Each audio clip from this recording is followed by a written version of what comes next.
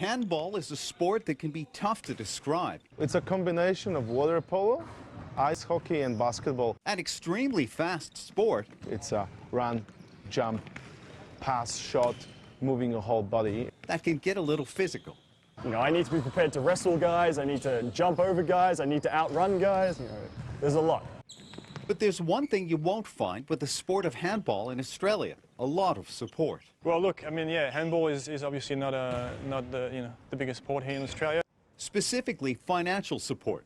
The last time Australia's national team qualified for the Olympics was in 2000 in Sydney, given an automatic spot as the host nation. The Australian Olympic Committee, you know, their funding is based on medal chances, and obviously for us, we're a long way from a medal, so we're not going to get any funding. When Australia's national team players wanted to go to the Olympic qualifying tournament last year in Qatar, they were faced with a daunting obstacle. We had to collect, I think it was like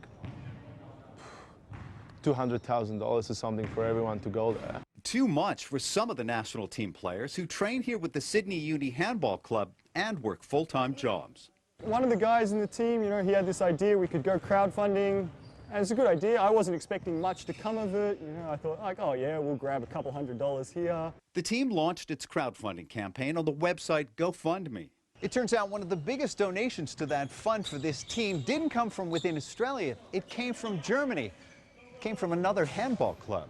They said we had money, basically, 2-3 weeks before, because otherwise we wouldn't go.